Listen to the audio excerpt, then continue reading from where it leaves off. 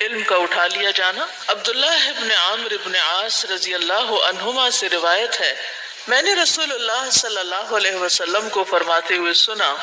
بے شک اللہ علم اس طرح نہیں اٹھائے گا کہ اسے بندوں کے سینوں سے کھینچ لے، بلکہ وہ علم کو علماء کی وفات کے ذریعے سے اٹھائے گا، یعنی علم والے اٹھتے جائیں گے، علم ختم ہوتا جائے گا۔ یہ حدیث صحیح بخاری میں مزید اضافے کے ساتھ ہے، یہاں تک کہ جب کوئی عالم باقی نہیں رہے گا تو لوگ جاہلوں کو امام بنا لیں گے، ان سے مسائل پوچھے جائیں گے تو وہ بغیر علم کے فتوے دے کر خود بھی گمراہ ہوں گے اور دوسروں کو بھی کریں گے، بغیر اصل کی طرف رجوع کیے، کیونکہ اصل تک ایکسس ہی نہیں ہوگی، اصل تک جانے کا کسی کو شوق ہی نہیں ہوگا۔ تو آپ دیکھیں کہ یہ قیامت کی علامات میں سے ایک علامت بتائی گئی ہے کہ آخری وقت جو بدترین وقت ہوگا اس میں لوگ اصل علم سے دور ہو جائیں گے، اور اس کو یاد کرنے اور اس کو اپنے سینوں میں محفوظ کرنے اور اس پر غور و فکر کرنے اور اس کو پڑھنے پڑھانے اور اس کی خدمت کرنے کو مشکل کام سمجھیں گے، اور پھر آہستہ آہستہ جو لوگ یہ علم حاصل کیے ہوں گے ان کی وفات ہوتی جائے گی، اور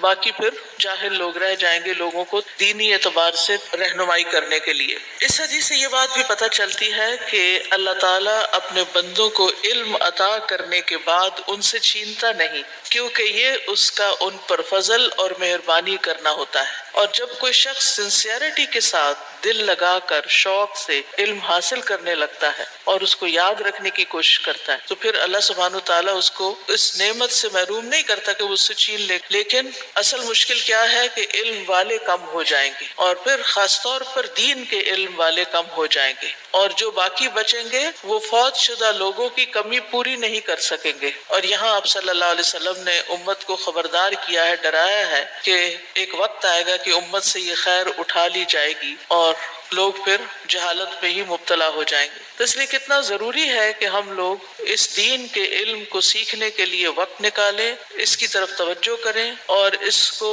نہ صرف یہ کہ خود سیکھیں بلکہ اپنے بچوں کو بھی سکھائیں۔ ہم میں سے ہر ماں کو یہ فکر ہونی چاہیے کہ اس کا بچہ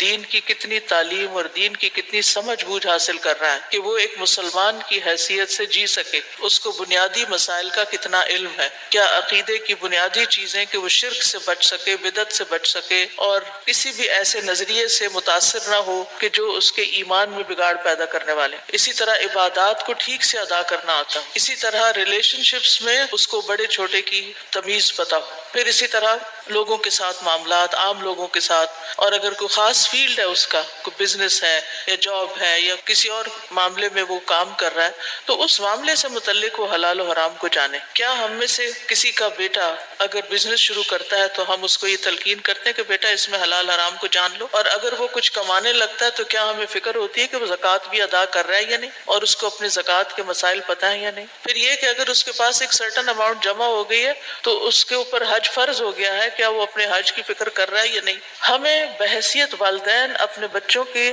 آخرت کے بارے میں، ان کے دین کے بارے میں فکر مند ہونا چاہیے کہ کم از کم اتنا علم ان کو ضرور دے دیں کہ جس سے وہ اپنی زندگی کو اسلام کے مطابق گزار سکے اور اپنے بچوں کو پھر اسلام پہ قائم رکھ سکیں، کیونکہ جو دین انسان گھر سے سیکھتا ہے اس کی بات ہی کچھ اور گھر میں ہو سکتا ہے کہ آپ اتنی بڑی عالمہ نہ ہو کہ اس کو سب کچھ سکھا پڑھا سکیں، تو پھر استاد کا انتظام کر لیں۔ ایسے بہت سے پڑھے لکھے طالب علم موجود ہیں کہ جو 8 سال علم میں لگانے کے بعد کوئی درزی کا کام کر رہا ہے تو کوئی ٹیکسی چلا رہا ہے تو کوئی کچھ کر رہا ہے۔ ایسے لوگوں کو ایکسپلور کریں کہ کون علم والے ہیں، ان کو معقول تنخواہوں پر اپنے بچوں کی تعلیم کے لیے گھر میں بلائیں، اور اپنے بچوں کے ساتھ اور بچوں کو بھی اکٹھا کر لیں، تاکہ آپ کے بچے اتنا دین ضرور جانے کہ خود بھی اس پہ قائم رہیں اور اپنے گھر والوں کو بھی آگ سے بچا سکیں۔